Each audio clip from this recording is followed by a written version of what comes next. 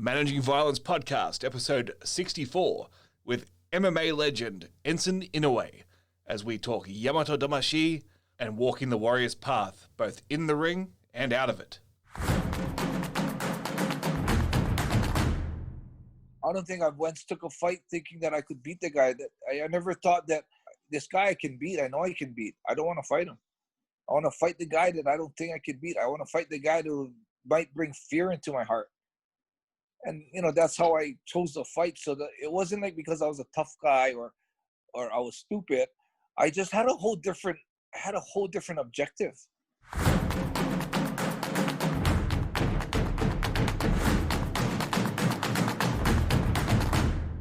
And we're back for the Managing Violence Podcast, episode 64.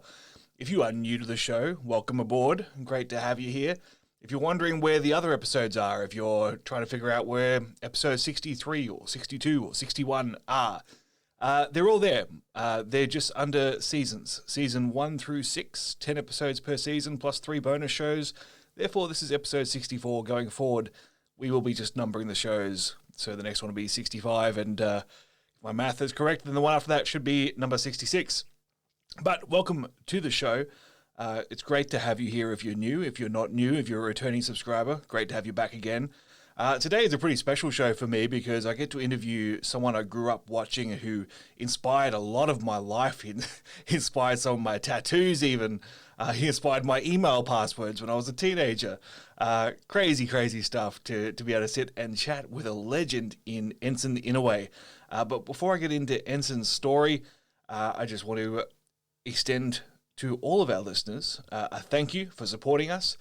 We have new Patreon contributors to thank. They are Vaughn Alexander Jackson, Sheridan Zhang, and Ray Galea. Thank you very much, gentlemen, for your contributions to keeping this show going. Hugely appreciated. If you would like to contribute to keeping the show going, feel free to head on over to patreon.com/managing violence. And you look at the different perks you get. One of them on this episode is going to be a crazy exclusive story from Enson Inoue, a story never told anywhere else previously. It involves Yakuza, it involves crime, it involves police, it involves Chinese mafia, it involves Enson almost coming to blows with a Japanese MMA promoter that if you're a Japanese MMA fan, you'll certainly know of. It's an exclusive story only available to our Patreon contributors. At least for now. I'll probably end up sharing it somewhere, but for now, if you want to hear that story, head on over, sign up for the $5 or $10 a month tier, and you get to hear that story right now.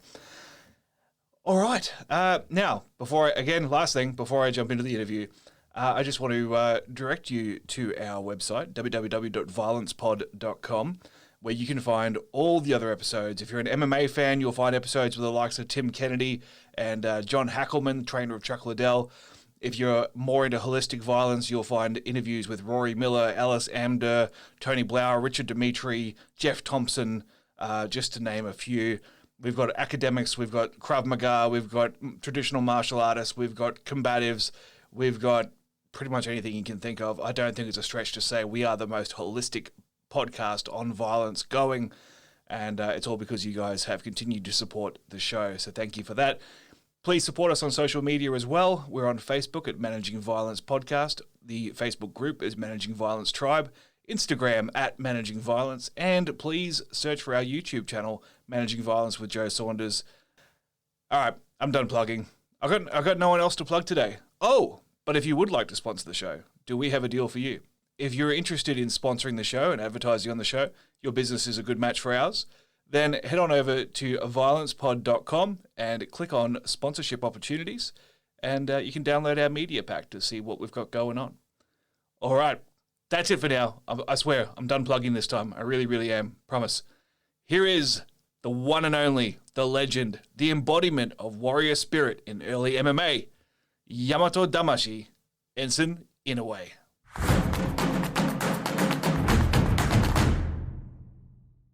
Welcome to the Managing Violence Podcast. I'm joined here by MMA legend Enson Inoue.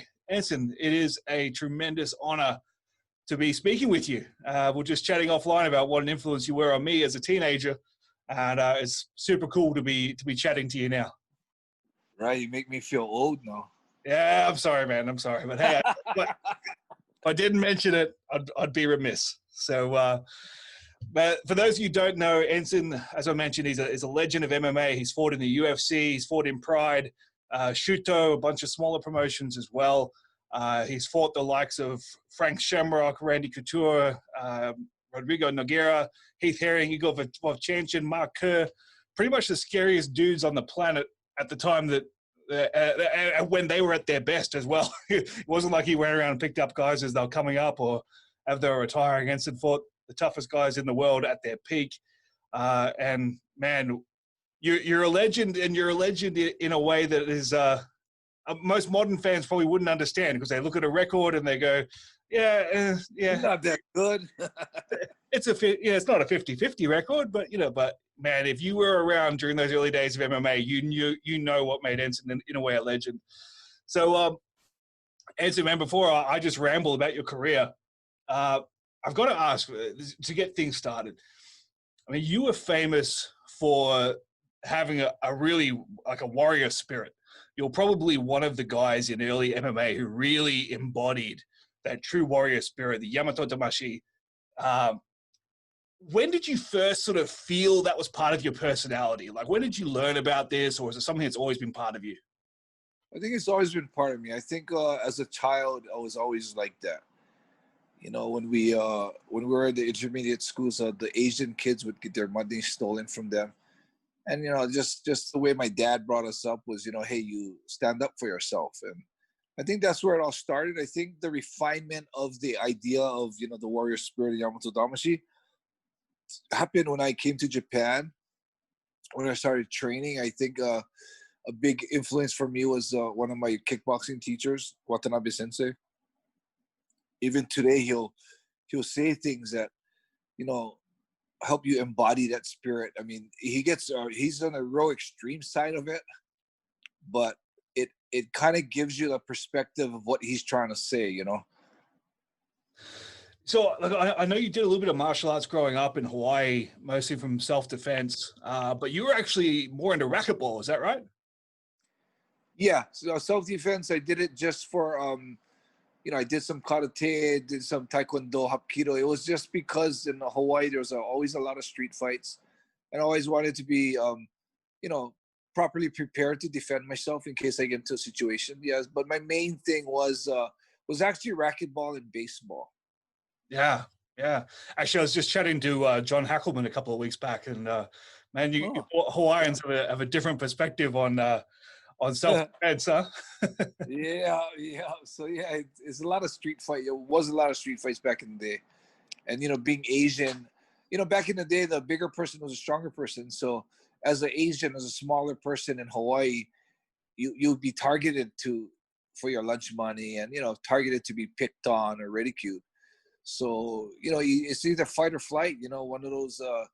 You got to make that decision at the heat of the moment, whether you're going to fight back or you're just going to give in and give them your money, or walk away and just be beaten, So I think my dad was a big influence on helping me not do the flight side and deciding to fight. Yeah. How did you end up? So I know you end up in Japan through racquetball. Is that right? You went to Japan for a racquetball tournament? Yes. I went to Japan because it was actually they wanted Egan, because Egan was actually the really good racquetball player. I was kind of his younger brother that was on the pro tour, did good but never won those big tournaments that would bring me a bigger name. So they wanted him. I just happened to be free, so they asked me to come up, and I only went up because I believed that Japan, the level in Japan was a little lower, and I was not practicing as much as I did when I was in the pro tour, but I figured it would be good enough to win. And the second reason why I took the trip was because my blood is Japanese, so I wanted to see my roots, sort of, kind of. I didn't think I'd fall in love with it, but I just, being Japanese on the island, oh, come down, see my roots, free trip, just check it out, play racquetball with the Japanese who are not on the very good level as the pros. And that's, but it's funny because my life did not go as, you know, I didn't have everything planned out. Like, you know, okay, I'll do this for 2 years. I'll do this. I'll do this. Everything just pretty much fell into place. It just happened. I made decisions as my life went along here. That's why I'm really lucky. You know, there's a lot of people that say that, oh, I'd like to go back to my, you know, my 20s. For me, I mean, it'd be nice to be young and fit again, but to go back to my 20s would also mean that there's a possibility I might not be able to walk the same road that I'm on right now. And in this time of my life, you know, with my wife and, you know, my kids, my kids here, I'm super happy, man. And I wouldn't want to change anything in my life that would make this, you know, this road go into a different direction. So yeah, I would not want to go back to my 20s because I don't believe that the road that I walked in my life is an easy one to walk. Man, I've seen some of your fights in your 20s, and I wouldn't want to go through them again either. No shit, that's right too. I never thought that. Yeah, so it was, you know, it was really just taking a free trip. And then the next idea that I had when I was here was, oh, why don't I find a job to stay here for at least a year where I can, you know, learn the Japanese language? Because as you know, Hawaii, there's a lot of Japanese tourists. And it would enable me to get better jobs if I had the Japanese language. So that happened. And as I was here 2 years later, Egan, when I was about to come home, Egan told me, hey, why don't you take the, Egan had founded a racquetball company called eForce. It still existed today. He doesn't have the ownership anymore. But he said, hey, why don't you help me with the Japan side? And I said, oh, I'll give it a shot. So then, although I was ready to go home and I felt 2 years was enough for my Japanese to be good, I had to help Egan establish that company. So I said, okay, I'm going to give myself another 2 years, establish my company, Egan's company. And I figured in my heart, it was always going back to Hawaii's beaches, the weather, the surf, the diving, you know. That was what I loved. And I also loved jiu-jitsu. I was already doing jiu-jitsu. So I wanted to go back. And then that years went by. Egan's company got very sturdy. So I decided to hire someone so I could go back home. Hired someone, was about to go back home and had this crazy idea of just getting this experience in the ring once. Yeah. One led to two led to three, three led to four. And after the fourth fight, I was like, shit, man, I might be pretty good at this. And changed my whole mindset. And here we are today, 30 years later, man. Yeah. Crazy. How did you get into jiu-jitsu? Did you start, or who did you start training under? I won't preempt the story. I found jiu-jitsu at the University of Hawaii. When I was walking on campus, there was a guy named Homolo Barros. I think he's a black belt under Hickson right now. But he was standing by a TV with a little VHS tape, and it was running a video, and there was a video called Gracie Jiu-Jitsu in Action. And when I saw that video, I was like, man, I gotta learn that. Went down to Gracie Jiu-Jitsu was a non-credit course in the University of Hawaii. Oh, that's cool. Can you believe that? Yeah, so I went down, and the instructor that was instructing was Helson Gracie. Wow. And when I got there, it was like, we had like self-defense class, and I was like, this is not what I saw in the video. Yeah. So after class, I went up to Helson in the most polite way that I could. I said that I want to roll with somebody. I want to see what I saw in the video. I want to feel it firsthand. And he had me roll with a little Brazilian black belt, and man, that guy twisted me up. And I was like, right there, I knew, like, this is what I need to learn, man. If I want to defend myself in the street, better than Taekwondo, better than Hapkido, better than anything else, Jiu-Jitsu. And that's when I went balls out into Jiu-Jitsu, man. So was this like mid-90s, early 90s? This was in, it was like the late 80s, I think. 88, maybe. Wow, cool. So yeah, very, very early by jiu-jitsu standards, I guess. 1988, man. Nobody knew what jiu-jitsu was. No. It was before the UFC. It was before anyone knew what jiu-jitsu was. When we would go around Hawaii, we would try to introduce jiu-jitsu, and nobody knew what it was. Yeah. Crazy, huh? And at a time when it was all very centered on like challenge matches and vale tudo, and like it was very real, I guess. It was still fun. It was like an open challenge to test yourself against Gracie Jiu-Jitsu. Yeah. Yeah. So you get an offer to fight in a ring in Japan. How did that come about? I it's a real different approach to any other of the fighters. The reason why I decided to get in the ring was because I felt when I was in a racquetball court, if you had done any type of competition or public speaking, you know that when you practice something and when you go in front of an audience, when the nerves and everything, the cameras are on, all of a sudden something that you could rehearse 100 times with perfection gets hard to get it even 80% correct. So in a racquetball court, it was the same thing where I could hit a shot 100 times, 99 times out of 100, and all of a sudden my percentage goes to like 70% when I'm in the court with the referee, with the crowd watching, and when every shot counts now. So I felt that it was nerves, yeah, because if you can do it in the practice court, there's only one reason why you can't do it in the tournament, is because all of a sudden it matters now and you get nervous.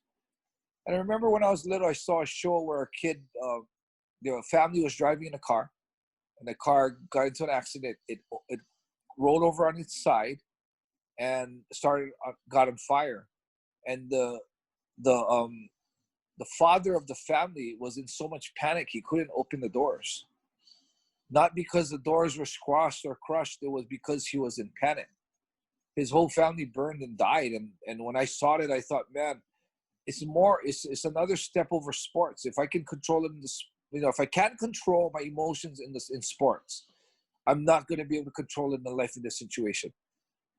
If I can control it in sports, it doesn't mean that I will be able to control it in life in this situation, but it would have me better prepared rather than not being able to. So in racquetball, I could almost feel like 80% of myself in the practice court in the tournaments, and it made me real comfortable about that. So I thought, hey, okay, I'm this guy. I had this big racquetball career, and now I can control my emotions.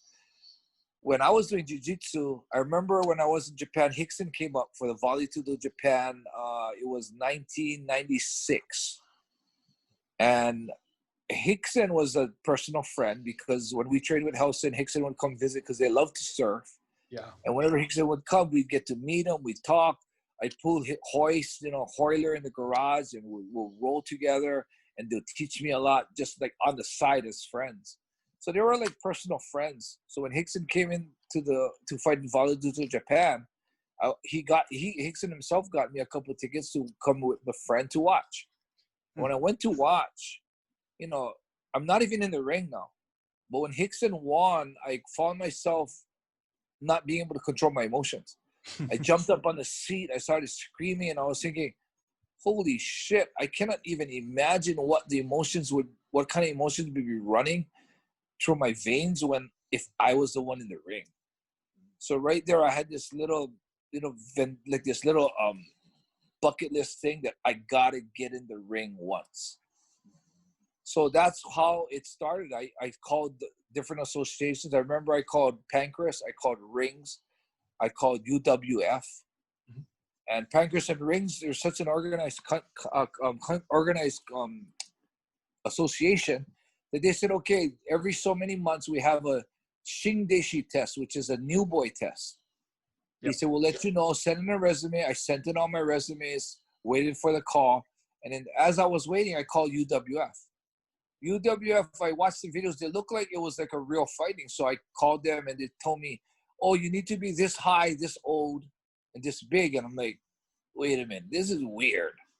How can my height and weight and age mean anything if I can fight? So I realized that was a pro wrestling ring. Yeah. So I said, okay, screw those guys. And then I went and looked over more, and I found videos on Shuto, and I thought, oh, there's no ground punching on the ground with Shuto, but I can use my grappling because there's a lot of ground grappling. So I called the Shuto gym, and they were different from the Pancras and Rings because they just said, hey, come down, check us out, and gave me their address. And I was like, holy shit. Next day, jumped on the bullet train, went down there to check them out, and walked into the gym, and there was a Sayama, there was a Yamazaki, and a bunch of other guys. And I was like, oh, hi, I'm Enson. I used to do Gracie Jiu Jitsu. I would like to see if I could possibly, be a sparring partner for one of the fighters, or even, you know, have an opportunity to fight in the amateur ring. And so Sayama got up and he walks me to the gym. There's a little guy doing shadow boxing or whatever training. He said, how about you, he called the guy over. He said, how about you spar with the guy? And I said, okay. I think the guy's kind of small. He's a lot, like maybe 20 pounds lighter than me, but I'll spar with him. And I sparred with him, and because no one knew Gracie, you know, Gracie Jiu-Jitsu, man. If you don't know Gracie Jiu-Jitsu and you roll in, whether you're an elite wrestler or a sambo guy or a judo guy, the techniques in Jiu-Jitsu is so advanced that you'll probably be able to take positions on these people.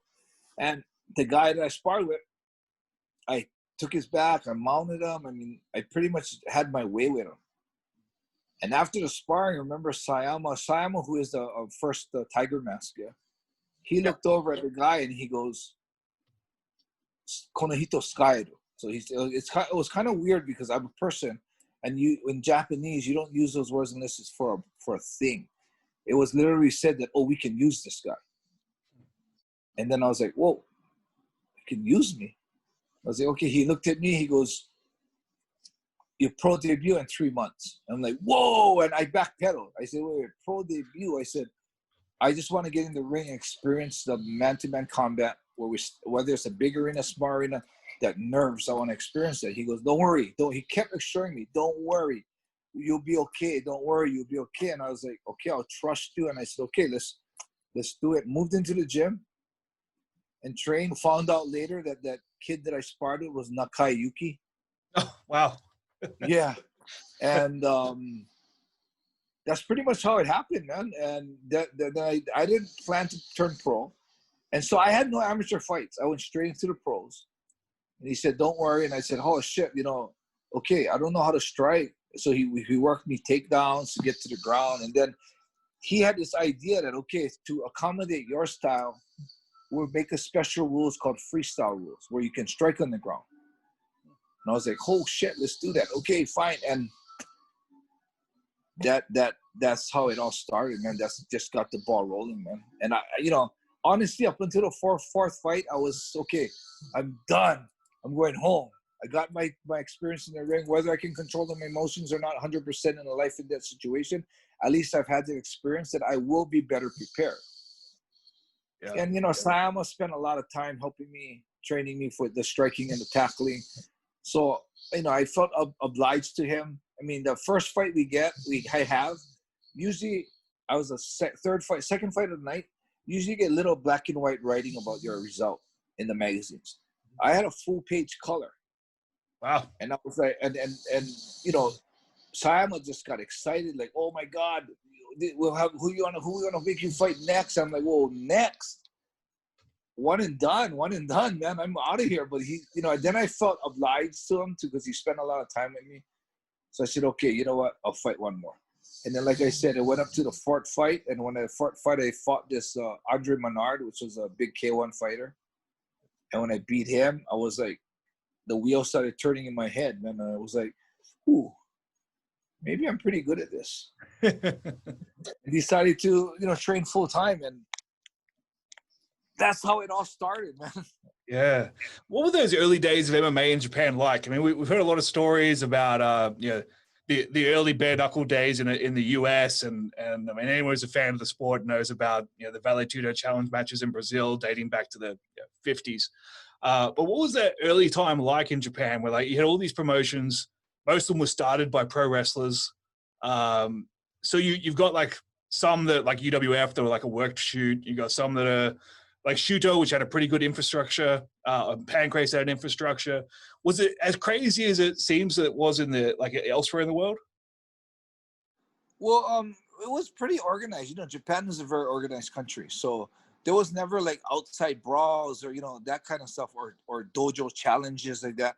It was pretty, and there was a rivalry between Shuto and Pancrase, and, you know, they didn't want us training together. Eventually I did, but you know, just those type of things. Shuto doesn't mix with Pancrase, you know, Pancrase and rings didn't like each other, you know, that kind of stuff. But other than that, yeah, Japan's a real organized country, so it wasn't like back in the, you know, US days or bare knuckle fighting and stuff. It was pretty legit. actually in Japan, that kind of shit happened later. Yeah, Like interesting. years later, they had the underground fighting where they had ring of the outsiders, they had suamono, they had all these different um, underground fighting where yakuzas would fight. And you know, man, those were like crazy because what they would do is they would have I would do security at those fights. You know, the reason why I did security is because I had the respect of the gangsters. Yeah. So rather than just some big dude stopping them, if there's these gangsters don't give a shit.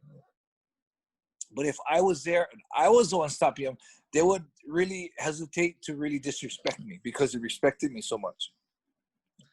But man, you know those fights? I don't think until today I've seen anything like it.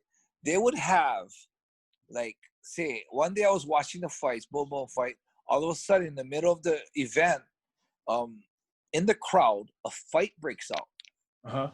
Okay, so these two guys are scrapping. You know how the whole crowd just starts opening up to get away from the fight, and the promoter gets on the mic and starts screaming to stop fighting. He had the security go and grab and pull those guys apart. And he looked at those guys and he said, "You guys want to fight? You fight in this ring if you fight." Bro, 3 fights later, those two guys were in their jeans and dress shirts throwing down in the ring. When does that ever happen? Ever? Hey, Even maybe. Yeah, now that the UFC is operating in Fight Island, you never know. No conditions. And then there's other situations where every single gangster event I went to, they would have this thing called tobiiri. Tobiiri is to just jump into a ring. So they would go and they would grab the mic and say, "Anybody think they can fight?" You always have like maybe about 7 to 8 kids come and jump into the ring. And then they'll look at them and they'll match them up by size. Just not even ask. They ask them, "How heavy are you? How heavy are you?" "Okay, you two fight." Okay, and these guys would be later on in the night on the card fighting, man. Crazy. They had 2-on-1s. They had 3-on-3s. I mean, you know, like you know, you're asking me how it was in the old days. It actually got crazier in the middle of the new days. Yeah, that's really crazy. I'll come back to the Yakuza thing because it's I think it's one of those things about your legend, I guess. That you know, some people think you're Yakuza, and I know you've gone on the record about that previously, but we'll get to that. One of the things that drew me to you as a fan was that you never backed down from anybody, right? I never heard a story of Enson Inoue was offered a fight and turned it down, right? And in fact, as I mentioned in the prelude, like you fought the toughest, scariest dudes at the time when they were running through everybody.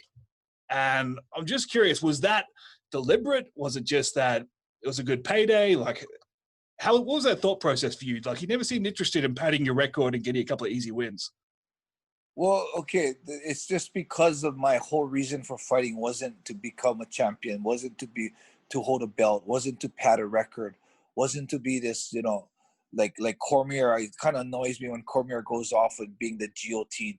Fuck the GOT. You're never gonna find out if you could have beat Mark Coleman. Come on, just drop that shit, GOT bullshit. So I was never worried about that kind of stuff, you know. So what I was worried about was building myself as a man. So in order to do that is you have to face adversity. So believe it or not, every single fighter I fought, I chose to fight at the time that I fought them. And I chose fighters that I thought would bring me to that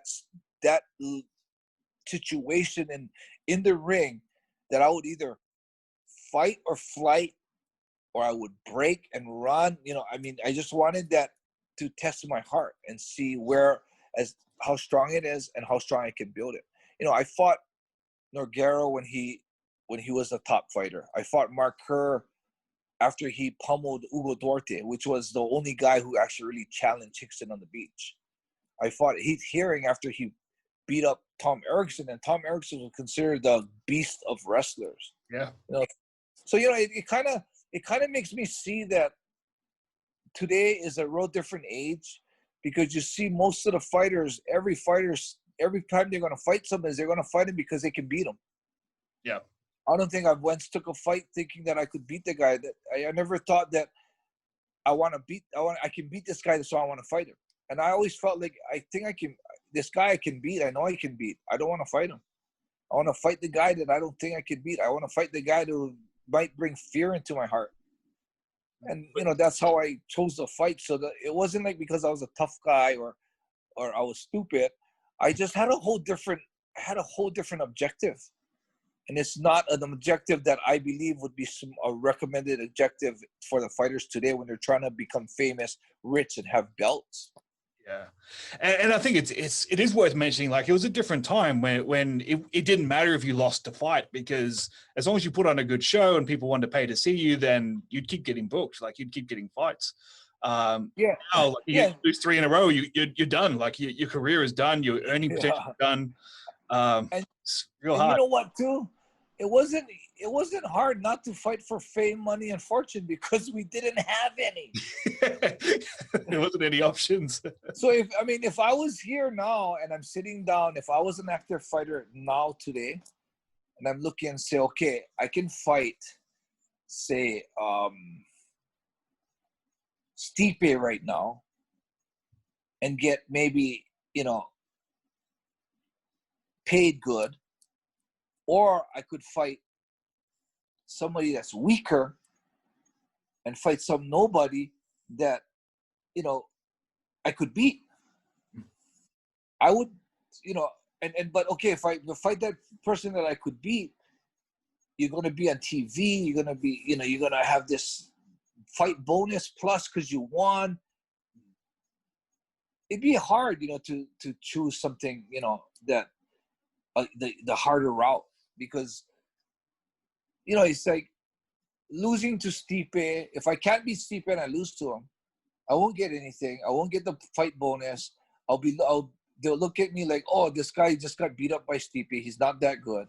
But if I beat someone that's kind of scary, but they're not that good, and my name goes up, sponsors going to want me, all this fame, this TV going to happen, I'm not going to sit here and lie and tell you that I would not take that fight. Yeah, well, it's a business now, right? You've got to take calculated risks about how you're going to position yourself and how you're going to get that next payday. I guess in the 90s and early 2000s, there weren't a lot of guys that were actually looking at MMA or NHB as a career. It was just that proving ground. It was something that you did as a man or something you did for a short period of time. Although that said, I mean, there were still guys who were hopping around organizations to avoid hard fights because, they might leave the UFC, go find Japan. They might leave Japan, go back to, Rumble on the Rock or K1 or wherever. So it was still around. But yeah, certainly not as prevalent as it is now when, you've really got to protect your brand, I guess. Yeah.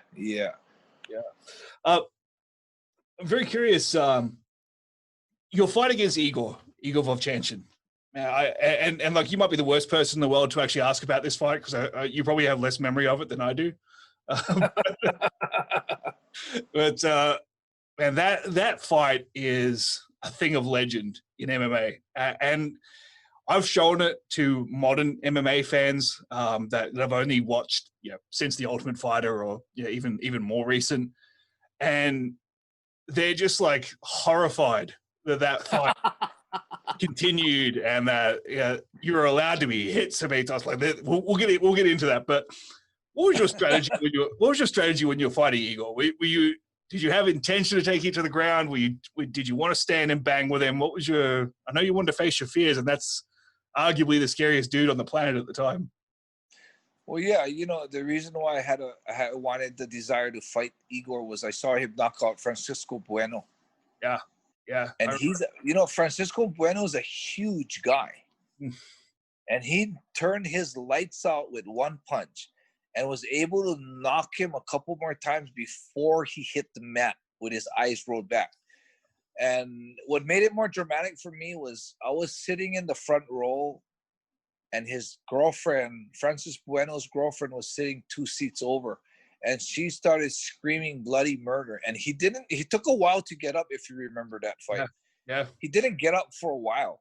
and she started screaming, and she was screaming that, is he okay? Is he dead? And I mean, for me, when I saw that, it just, I don't know what in me does this, but I had this thing started churning, like, holy fuck, I gotta stand in front of that guy and throw blows with him, man.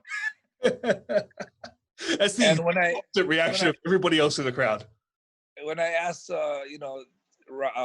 Pride to give me that fight, they were more than happy. And everywhere I went, I was telling my kickboxing teacher, some of my sparring partners, that, man, I just have this desire to fucking throw down with Igor.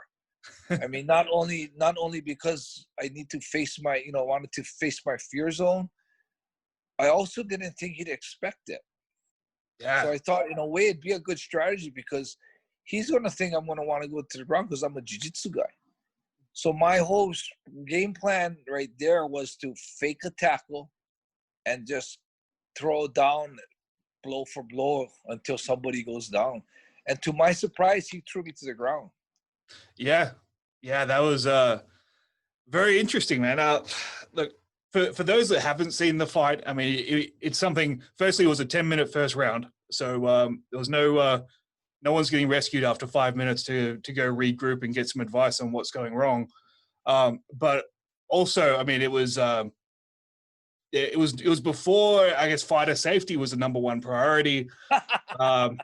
It was, and there's always this thing. I know you're not Japanese by nationality, but there's always this thing where it seemed like Japanese fighters or the Japanese favorites were allowed to take a much worse beating than anyone else, because it was like this. We were lucky. Some of the beatings that Sakuraba took, especially towards the end of his career, man, it was even like Shoji and Matsui, like that. Yeah. It was like Kanehara. So desperate for a Japanese star that I was like, we'll just give them every possible opportunity to pull something out. Even if they get brain damage and die, they might get a submission at the end. You know what's really interesting in that Igor fight is when you watch it over with. I'm gonna tell you something that you need to keep in mind next time you watch the fight. Okay, I believe in life there's things called Yamato Damashi moments. These are moments that you really feel in your heart that, fuck, I'm fucked. Or I can't do this anymore, or I'm giving up. It really in your heart, you're just thinking, fuck, I'm done. And then when you really in your heart believe it's over, most people will just, go the other way or stop doing what they're doing. But I call it a Yamato Damashi moment because it's a moment when you need to make the decision. If you're going to be a normal person, you're going to be a warrior, and you're going to try and fight through what even if your heart's telling you, I'm done. And I believe that whether you can do it for 5 seconds longer or 1 minute longer, I believe that the moment your heart says, I give up, and you can step further, 1 step, 2 steps, 1 second, 2 seconds.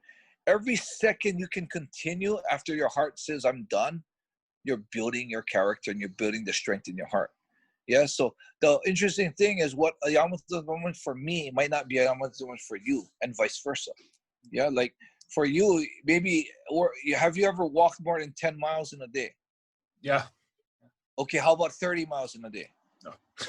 Okay, so for me, I've walked 30 miles consecutive days after when I did a walk across Japan. So for me, for you, okay, if I look and say, okay, put on a 10-pound backpack, you got to walk 30 miles now. And at 15, the weight of the backpack is going to be cramping your shoulders, your feet's going to be sore. And for you at 15 miles, it's going to start becoming a Yamato Damashi moment. Okay? But say for me, because I've already experienced 30 miles, my Yamato moment is not going to happen at 15. Might happen at 20, might happen at 30. Yeah. So it doesn't matter on the situation, it's the person. So if you watch the Igor fight, my whole plan was to fake a tackle and throw hands on him until I knock him out or he knocks me out. If you notice that fight, as soon as I threw a combination, what did I do? I grabbed him. What felt like a minute. Okay, for me, what's happening right there, what people don't understand is experienced the Yamato Damashi moment right there. I remember going into the ring and looking across at Igor and looking at the girth in his hips. I remember that the thighs and his torso area, how thick it was. And I was thinking, that's where he got his power from, man. This is a dangerous fucking guy. Yeah. And when I threw that tackle, which was a real half-ass fake, I threw that 1-2, I hit him. And then I grabbed. At that moment, I almost was, I was wanting to take him down. I had a change of mind that I didn't want to throw down with him. And I held him. He tried to push away. I held him. And in that 3 seconds, which felt like a minute to me, I had all these things going in my head, man. What are you doing? What are you doing, man? You're going to throw down with him. This is what you wanted to do. What are you doing? And it was because the fear hit me where I was like, fuck, what am I doing? This guy is dangerous. And then my mind clicked and I overcame that moment. I broke away and we threw blow for blow. So for me right there, man, that was like a real defining moment for me. That was a real like victory in my heart. Yeah. Yeah. And, yeah. So for those who don't know the story, I mean, I saw one writer say that this is the closest that anyone is coming to nearly dying in an MMA fight. Like I believe that. In a big league promotion. But legitimately, I mean, you had a broken jaw, it's swelling on the brain, broken finger. I'm sure, obviously bad concussion, liver damage. I had a big hole in my eardrum. Yeah, perforated eardrum. There was I don't know if this is true. I'm just going by the reports that they had to drain fluid from your brain in the ambulance ride so you didn't die. No, they didn't. No, that's urban legend. Unless it didn't, I don't remember that. Well, I can't imagine. But you're in ICU for a couple of days. They put it intravenous right at the arena. Oh, okay. Wow. And then I went to the ambulance, and the only thing that was real crucial was they had me on like a 24-hour watch. That wasn't in my own room. I was in a room with a nurse right in front of me. Mm. They had to watch me for the first two days, I think it was. Yeah, wow. And what happened was because of the swollen brain, I had to go in for numerous CAT scans because they said that when the swelling goes down, if there's a rupture in my veins in my head, they said that it might be held, it might not be bleeding now because of the pressure from the swelling of the brain. Yeah. And when the swelling goes down, when it allows space for the vein to pump again, the bleeding might happen. So it didn't. I may not have remembered exactly what happened in the ambulance, but no, I gotta say they didn't drain my brain because when it had happened, when the brain went down, I didn't have bleeding in my brain. Okay, well that's yeah.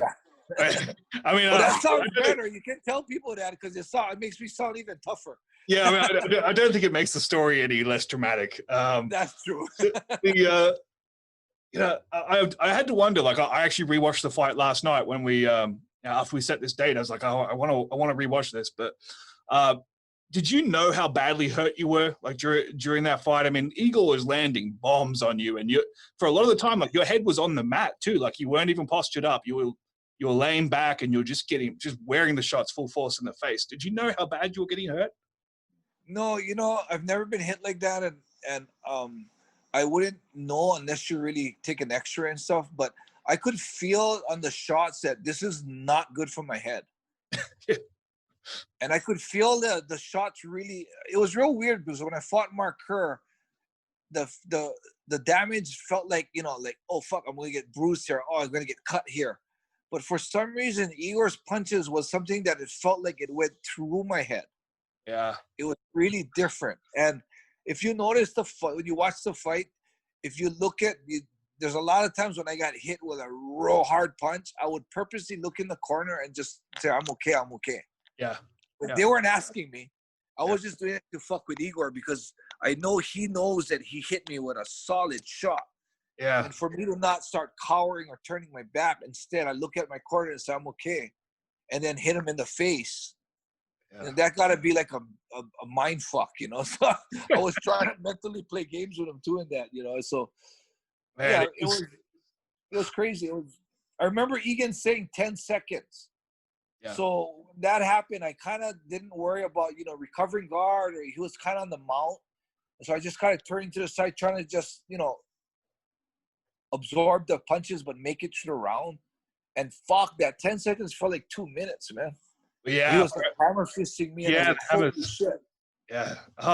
Look, I can't imagine how frustrating that was for Igor. I mean, at that point, like everyone he touched went to sleep. And I mean, the thing that I actually didn't notice up until just last night when I was watching it again was that because I hadn't seen the fight in maybe, I don't know, 5 or 10 years. And I was watching it again, like through the lens of, okay, when would this have been stopped? Like at what point would a referee now have stopped it? And there was probably, I don't know, 30 times. But there was a couple of moments where like I could see you got rocked. Like I could see like your head moved back, or you rolled to your side a little bit, or you just started covering. Where I could tell like you were really like stars, if not out. And but then like within a couple of seconds, you'd punch him again. And that was like the coolest thing for me. I mean, as cool as you watch a guy getting brain trauma is, but like the coolest thing for me was like at no point did you go, I'm losing this fight, I'm just going to get beat until the referee stops it. Like you kept fighting, you kept maneuvering, you kept grabbing, you kept fucking with him really, just to stay in the fight. You know what's interesting about that whole thing is it was all due to the mindset that I had. Okay, so for an example, like I literally, you hear a lot of people today say it, but they just say it. I literally accepted that would be my last night on this planet Earth. I accepted it. I mean, 100%.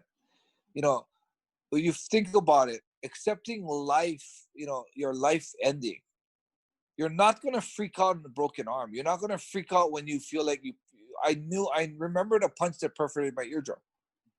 I remember hearing the big pop. You're not going to give up when the guy hits you with a shot to your brain, and your brain just had some fucked up damage done to it, because I'm still alive. If I was just saying that just to sound tough, that fucking shit would go out the window, and I would probably cower or turn or kick away and try to run away or tap out, But it was just the fact that in the 3 months of training that I did for the fight, all the hard training, all the blood, sweat, and tears that I dropped, I was focused, and I was actually training so that that day wouldn't be my last day. And I really believed that in my heart. And when you think about it, it wasn't because I was tough. It was just because my mindset was willing to fight till I die. And if you're willing, it's almost like going into a casino and saying, I'm okay, I'm going to spend $10,000. And when you go to 8,000, you still got 2,000 left. You're not worried. You're not going to give up and say, I got to go to my room. But if you're in there like a sports guy trying to fight and not get injured, and you're only willing to spend $2,000, you lose $4,000, you're going to panic. Yeah. You're going to run to the room and just sit in the room and say, fuck, I should have quit $2,000. I only supposed to spend $2,000. You know what I mean? So I think it's because of the extremity that my whole mind was set on, that I'm willing to die. A broken arm when hearing pop. I heard my cracks in my elbow with hearing. I wasn't dead. You could take one limb. I got 3 other limbs. When he hit me in the head, man, it's like, okay, that might have fucked up my brain, but we're not. You know what? I'm still here. Fuck, I'm punching him in the face. Yeah, so that's what you probably watch. You just watch the fight again, and look at me walking to the ring entrance. Look at me throwing toe for toe, blow for blow with him, toe to toe, and just remember to keep reminding yourself when you're watching the fight. This guy, Enson, actually accepted that today is his last day in the ring on planet Earth. You see it in a different light. Man, like you were famous for never tapping, and you went on the record several times saying, I'd rather have a broken arm or broken leg or be choked out or die than tap. And like people look at that and go, well, that's dumb. That's not smart.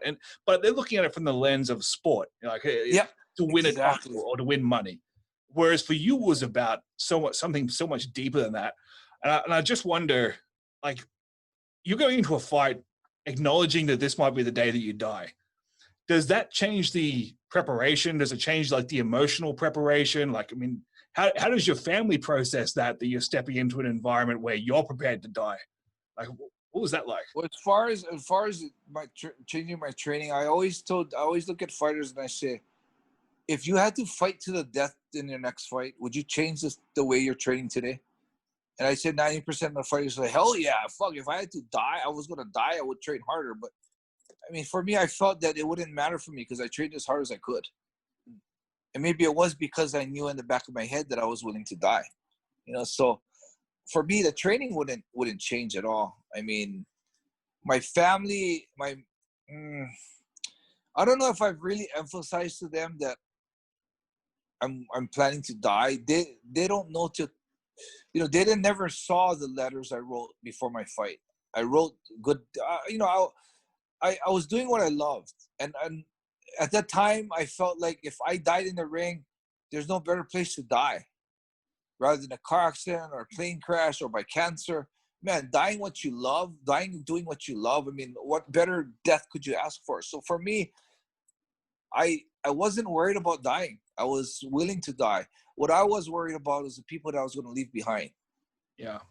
And they're going to wonder about, if you hear someone screaming and you think of someone that got murdered and you hear that they were screaming, please don't kill me, and they got killed.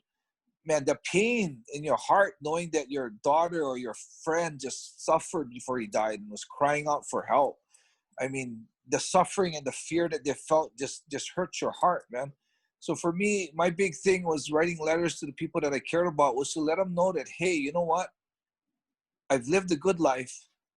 And if the fight was my last day, I'm lucky. I had way more experiences than the normal person. And I've accepted the fact that today is my last day. So please don't cry for me. I'm happy, man. Things, of course, different people would have different words, but I would write it in a way that I could console that person, that they could, they'd be bummed that I'm dead, but they would take it a lot easier having those final words. So I would write that every time before I fought. And when I'd burn it all when I come home alive, which I'm still alive, so I burnt all those letters. I almost wish that I saved one or two just for the, for like when I write my book, I could put it in my book. See the intensity and the sincerity of the letters. I was really saying my final words goodbye to these people. Yeah, Joe Rogan said once that if Brock Lesnar was born 400 years ago, he'd be the guy in the biggest armor, carrying the biggest sword on the biggest horse at the front of the battlefield. And I always thought that if Enson Inoue was born 400 years ago, you would have been Musashi. Like you would have been the guy traveling from village to village, challenging the master swordsman, trying to find your match. Like I always feel like that was your spirit. That's what I saw. Probably, yeah. What's real flattering to me is a lot of people think that I've studied up on Miyamoto Musashi. Like when you just said that just now, I didn't realize he did that. I know he took on all challengers and he's never lost a battle, but I didn't know he went to all different villages and challenging the top guys. Yeah, he was looking for a match. That's how much I don't know about him, but I've had numerous times people coming to me and saying that we know where you got your philosophy. I was like, oh, where? They said Miyamoto Musashi. I'm like, oh, why? Did he have that philosophy? You know what I mean? It's like, I'm super flattered that just by my natural movement of thought through my experiences, it seems that I have the same thoughts as him, which, I mean, can't be more flattering. Yeah. Look, and just to complete the story with the Igor fight, because it sounds like that should be like your last fight, but you fought like 4 months later. Like, it wasn't like it's like, oh, there's like he's taking traumatic brain injury, he's going to retire. No, he was back 4 months later. Like that's that. Yeah, I think it was 4 months later. Heath Hearing, yeah. He fought Heath, who again was like at his peak. And at the Heath fight, I announced my retirement. Yeah, and then that didn't last either. Yeah, and the reason why I did that was because I didn't feel like I had anything else to learn after the Igor fight. It wasn't because I got beaten so bad. It was because I felt that my heart didn't break in that fight. My body was gone, but my mind was still screaming to fight in the second round.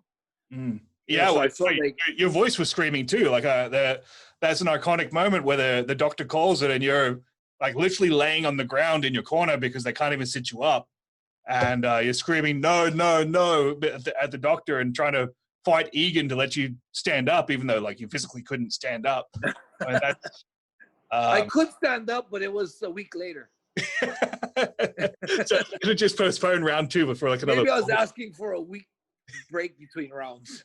Man, it's incredible that you're even alive. Probably just I know we're I could talk to you all day about this stuff, but one thing I want to touch on, Yamato Damashi is not something that was just a nickname for you. It wasn't just something that was like a gimmick that influenced how you fought in the ring or in the cage. It was something that you really and do really live by, and you've always been known as a man of intense principles, and that you wouldn't let things get in the way between you and what you felt was right. And that's led to some controversy. It's led to some fights and some altercations outside the ring. You talked about the Yakuza before, and it's like in the early days of the MMA underground and the Sherdog forums and that sort of thing. There's all this like, is Enson a Yakuza or is he not? But can you just talk about some of the situations that not backing down led you to, like outside the ring? I stand for principle. I stand with what I believe is right, whether it doesn't matter who you are. And for one incident was a Yakuza guy that I had taken care of, Yamamoto kid, Nori. And he was supposed to be the one watching over kid. Kid started getting out of hand, doing the wrong shit, being very disloyal to some people who supported him in the beginning. And he was supposed to be the one that disciplines kid, keeps kid in line, and he didn't. So I felt I had to talk to him. I actually got in touch with him. He wanted to meet at a hotel in a restaurant. We met. I gave him a good long talk that, hey, his name was AG. I said, AG, you need to do what's right. You need to straighten him up. Okay, sorry, blah, blah, blah. That happens. Doesn't do shit. Nothing has changed. So then I get upset. I start calling the gym, and he starts avoiding my calls. So I don't know. These guys, they're real stupid, man. They just think that this kind of stuff they can run from it, and time will simmer the situation. Which for me, it's the opposite way. The more you avoid, the more aggressive I get. And so I'm like, okay, I'm not gonna waste my time. I went to the Purebred Tokyo, which was Killer B at the time. Mm-hmm. I went there like unannounced like 3 or 4 times, and he was never there. And I left a message with the person that was working the front saying, hey, AG has to call me. Never called. Okay. Right now I'm like, okay, this fucker, I'm going to run into him one day. And what happened then was Nori was fighting in Heroes, the main event. I think it was the finals. He fought Uno. Mm-hmm. And he beat Uno. So I was there watching we're going to go to this town down the street, Nishikasai. And we had this Yakuza friends that we're going to go drink with and everything. Or that night I was going to drink with some of my friends in the Chinese Mafia. So, Chinese Mafia, you say, oh, the Mafia. No, but these guys are really like just regular dudes. Yeah. They're part of that group, but they're just my friends. I'm not going to drink with the Chinese Mafia. I'm going to drink with Tommy and Ryu. They're cool dudes. They're my friends. So we're planning to go. And I had one of my friends watching the fights with me. We're sitting down watching the fights. And then Nori wins, and I'm like, okay, good. I mean, I was already broken away from Nori because of the stuff he did, and I just still was in my heart. I wanted to see how he did. He won. Okay, we're about to turn off the TV to go drinking, and that fucking guy AG, who's been running away from me, is in the ring hugging Nori. I'm like, whoa, this guy's been avoiding me, but now in national TV, he's in the ring hugging Nori. I mean, that's like a slap to my face. I'm like, oh, this motherfucker. So my whole demeanor changed. I told one of my students, find out where the after party is. We're going to go to the after party. So my friend that was there with me goes, whoa, we got to go to Nishikasai. I said, no, told me them, cancel. We're not going to be meeting them. We're going to go to the after party. So these guys got all scared. The Chinese guys actually drove down to the place where we were going to go. They called other Yakuza guys that introduced me to this guy, AG. And the word was out that I was after AG. We got to the after party, and I was going to go in there, slap Nori in the face, grab this Yakuza guy and drag him out in front of everybody through the restaurant. But my students felt that would create too much attention. So they said, wait in the park. We'll bring him out for you. So they went down and just quietly just said, AG, Enson wants to talk to you, brought him out. He came in the park acting like, hey, Enson, what's up? Like, what's up, you motherfucker? And that's when the beating started, yeah? So I wasn't like fighting him like I'm fighting another pro fighter. I wasn't all out trying to hurt him. I was backhanding him as I talked. And a couple of the backhand, because I'm a bigger guy, he would fall to the ground. But I would grab his clothes and stand him right back up to make him continue. And in the meantime, the Yakuza guys that were called, that got backstabbed by Nori, they actually came down to try and help this guy out. This guy, Tanaka, came down and started bowing at me. This guy just backstabbed them like 3 months ago. But out of because they were like brothers before, he came down, bowing down to me, asking me to please forgive him, which I ignored.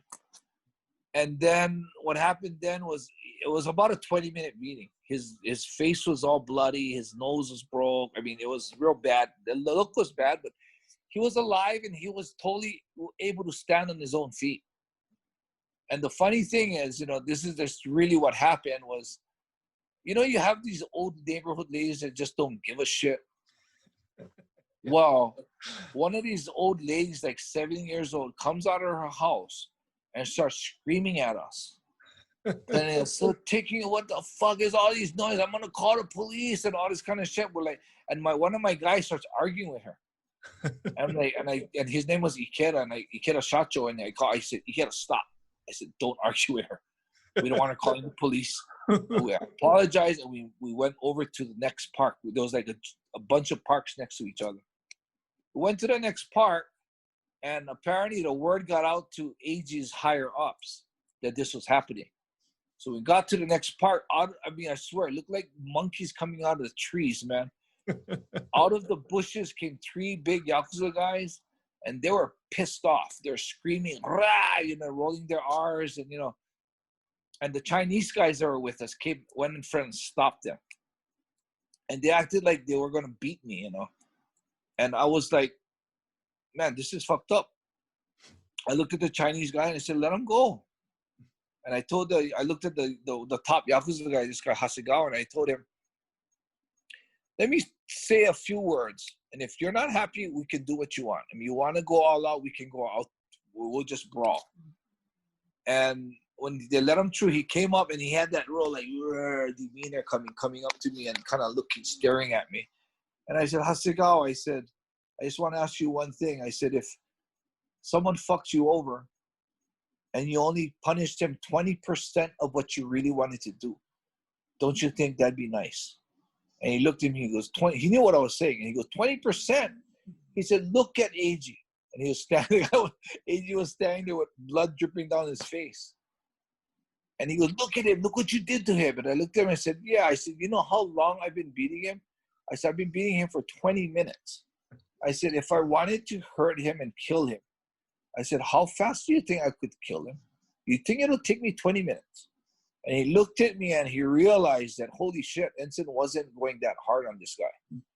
And his whole demeanor changed. He looked at me and said, Enson, the Yakuza is about their face. If they got bruises and shit in their face and they want to go extort people for money or collect protection money, they lose all their power. He said, he needs his face. I said, he looked at me, he said, can you not do anything more? And I said, you know what? To be honest, I'm pretty much done. I did what I wanted to do. And then he went over and beyond and told me that, Enson, if he doesn't right what he did wrong to you, he said, I'll kill him myself. And when I heard that, I backed off and I said, hey, you know what? I'm done. It's good. And he understood my stand. It's a real risky thing what I did, because if you beat up a Yakuza, although it's a problem between me and AG, they can look at it. I knew he was Yakuza. They can look at it that I'm saying, fuck you, Yakuza. I'm not afraid of you guys. And they could have took it that way. And you know, I might be tough, but if the Yamaguchi Gumi wanted to smash me, they could smash me tomorrow. Yeah. Yeah. So that was, you know, and I got lucky, I think, but I believe that I got lucky because I did what was right. I had totally legitimate reasons for doing what I did. Yeah.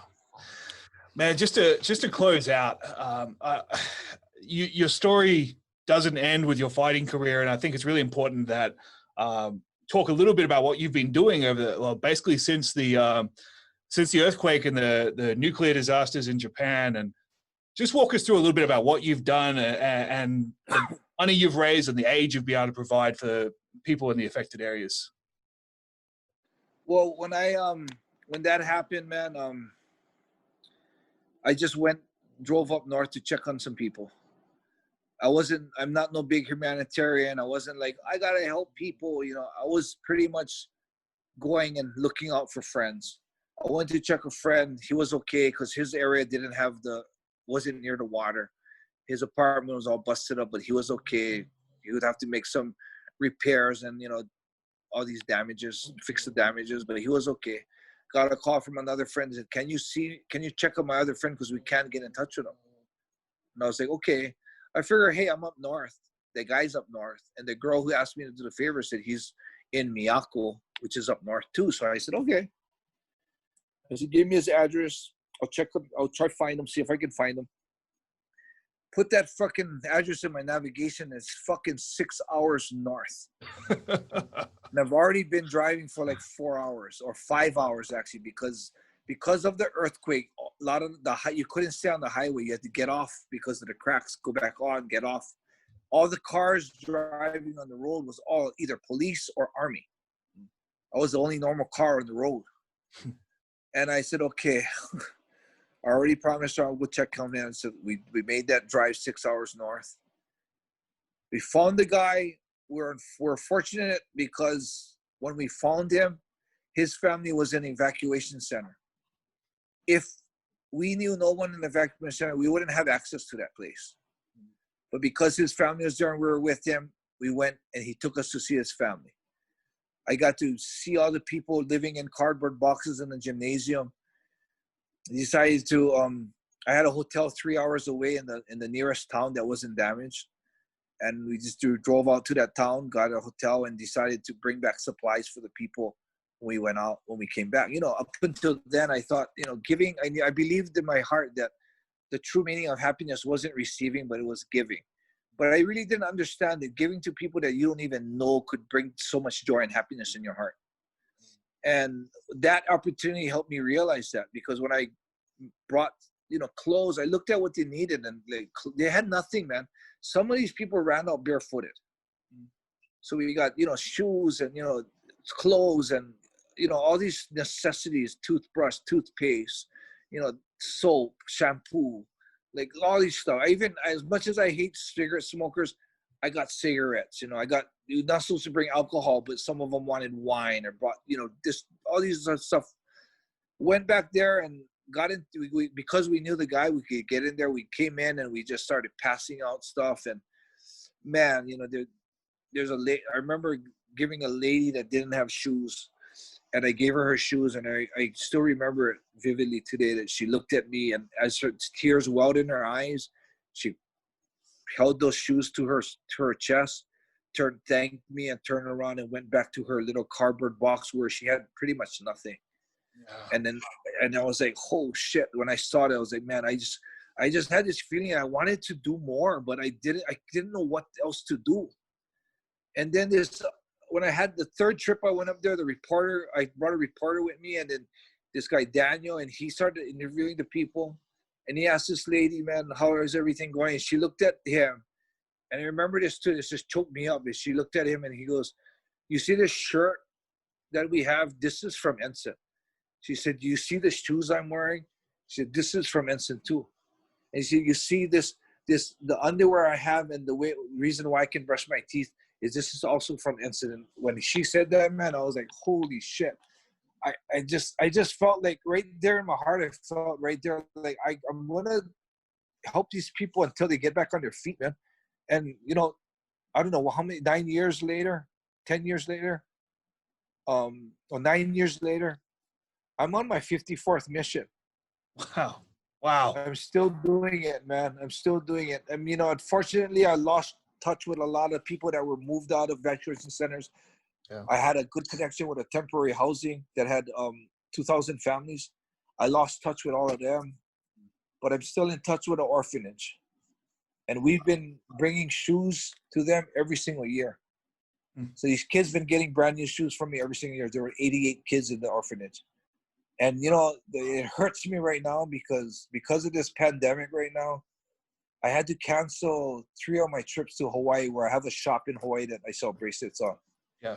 Right now, we're really, like, me and Sarah, we're here sitting like, I'm not going to let these children down. We did it in increments of 4 months at a time or 3 months at a time, depending. And I would give them like January to April, 4 months. I go in April and give all the kids that had birthdays within that time, just to break it down so it's not a huge amount for me to have to buy. Yeah. But because of the pandemic, I can't go and see them.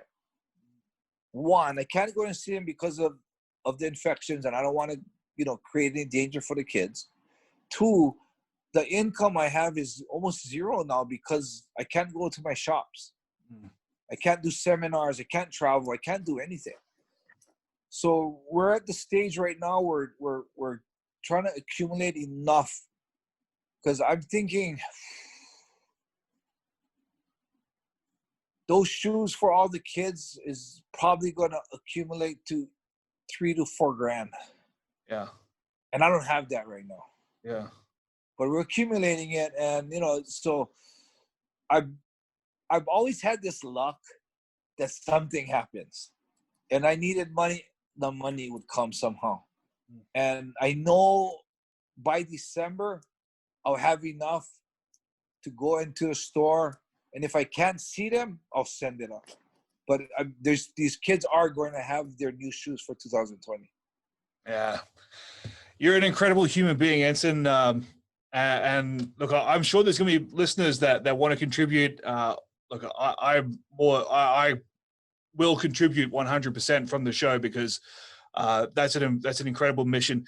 If people want to help you out, is there a way they can donate money, or they can get in touch with you to donate to that cause? I have an Enson Inoue Foundation, Enson Inoue Foundation.org. All right. That's one. And also I have destinyforever.com. It's the bracelets that I make. That's an online business that the shop in Hawaii, just every time I went, it like the sales were unbelievable. It helped out a lot, but now we don't have that anymore. So yeah, look, I encourage you guys to buy a bracelet too. I got one for my wife a couple of years ago, and it's absolutely beautiful. It was amazing work. Enson, I know you're going to hang around and do the bonus round for us, but for those that are leaving us here, thank you so much for your time and your story, and for being an inspiration to me, and I'm sure to many other listeners. Enson Inoue, thank you very much.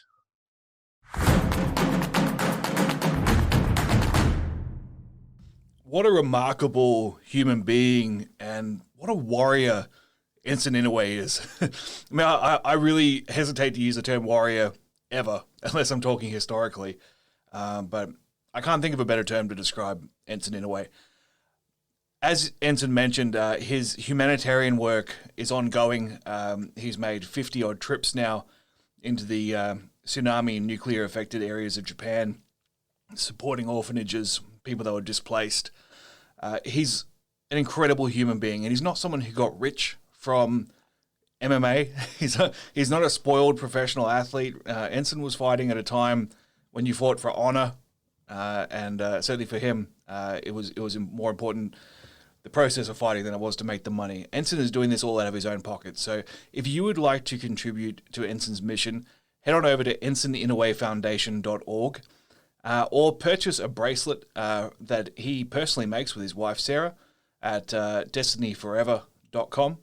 As I mentioned in the podcast, I bought one of their bracelets a couple of years ago for my wife for a birthday present, and it's spectacular. And knowing it was handmade as well to our specifications with the charms that we chose and everything else was just really, really cool. So they're really good products. But even if you just want to donate, EnsonInoueFoundation.org. Now, beyond a personal donation that I'll be making, I would like to also go on the record and announce that all Patreon contributions for the month of October, so anyone who signs up or who continues to contribute throughout the month of October, every single cent that is raised through our Patreon account at managingviolence.com, at patreon.com/managingviolence, every cent of that for the month of October will be donated to the Enson Inoue Foundation to help buy shoes for those kids and to ensure Enson gets to continue his mission. All right, man, what a trip. Really enjoyed recording that. Really enjoyed just listening back to it as I've done the edit and put this little post bit in as well. But next week, bit of a change of pace. We have Sean O'Gorman, former police officer, now the founder of Strong Life Project, and he's talking about his personal experience with PTSD that came about through his duties, and it's an incredible story you don't want to miss. The week after that, we have another MMA episode, this time with the world's most dangerous man, Ken Shamrock. That's right, UFC Hall of Famer, WWE legend, and, well, promoter of Valor Bare Knuckle as well. Ken Shamrock will be joining the podcast. That's coming up in 2 weeks' time. All right, that's it for me. Please check out our social media, check out our website, and support the Enson Inoue Foundation, either directly or through us. Either way, we want to do good work together. Until next time, as my friend Matt Larson would say, always be the warrior in the room, and I'll talk to you next time.